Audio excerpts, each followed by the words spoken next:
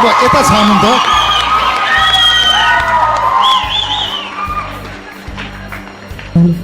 दुःखै दुःख भए पनि हाँसी हाँसी जिउला साथैमा को म हजुर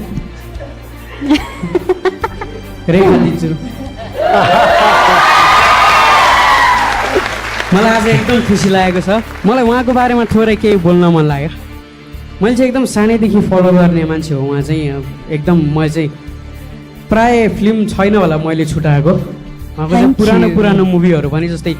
हिरो किस्मत हिम्मत देवर बाबु लवकुश टाइपको मुभीहरू चाहिँ मैले कुनै पनि छुट्याएको छैन प्रायः जस्तो सबै फलो गरेको छु अनि आज म चाहिँ उहाँको लागि धड्कन फिल्मको गीत सानो टुक्का धड्कन फिल्मको गीत मेरो धड्कनमा बस्न सफल नायिकाको लागि धड्कन फिल्मको गीत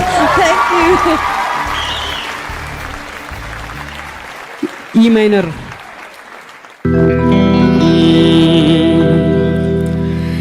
सुनकै चुरा नसके नि चाँदी बाला दिउला हातैमा दिजु प्लिज हजुर पनि दुःखै दुःख परे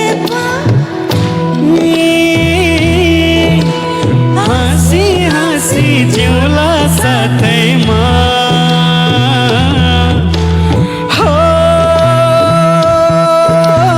मायालु हे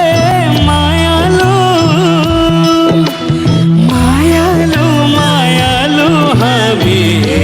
घरका मायालु मायालु हामी घरका रानी महल भन्दी नमतिए तिमीलाई मनको दरबार आकाशकै छानो पनि तिमी भए चल्छ घरबार सुखै सुख भन्दी नमत्रुन दिन तिमीलाई चाहे रुवाउ तारा टाढा हुन दिन तिमीलाई सुनकै चुरा नसके नि चाँदी बाला दिउला हातैमा दुःखै दुःख परे पनि हाँसी हाँसी जिउला साथैमा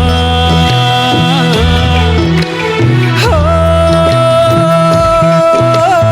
मायालु हे मायालु मायालु मायालु हामी घरका thank you so much okay last week प्रोसेसलाई मैले सुनेको थिएँ प्रोसेस यदि यहाँ स्टेजमा कसैलाई लिएर आउने मौका पाउनु भयो भने कसलाई चाहिँ यहाँ लिएर आउन चाहनुहुन्छ भन्दा उहाँले रेखा थापा भन्नुभएको थियो र आज सबैको लागि यो सरप्राइज पनि थियो प्रोसेस रेखाजीको लागि यो bouquet thank you so much मैले चाहिँ आज चाहिँ म सायद रातभरि सुत्दिनँ पनि होला मलाई चाहिँ त्यति खुसी लागेको छ आज ओके बाबु भनेर एकै वचनमा आइदिन्छु यति सरल व्यक्ति यति डाउन टु अर्थ मान्छे उहाँको लागि एकचोटि let's cheer up for Rekha Thapa everyone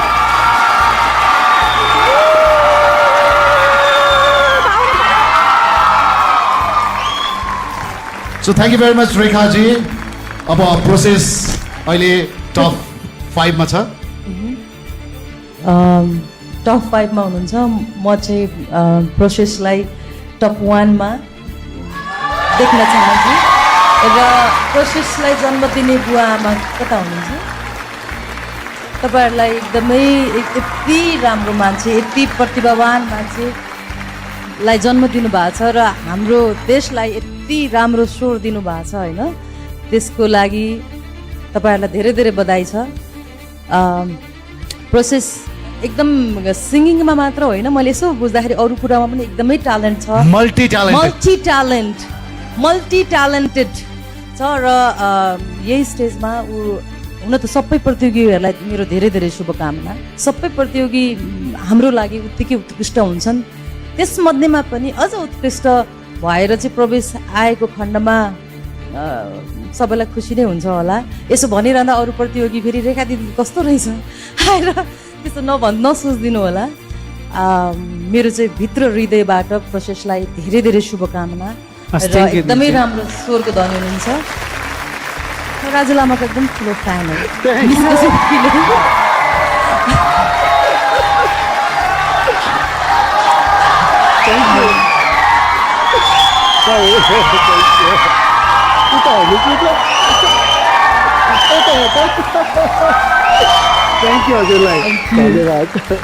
thank you. हामी चाहिँ त्यो मिस खुसीमा भाग लिँदाखेरि हाम्रो सबै प्रतियोगी केटीहरू चाहिँ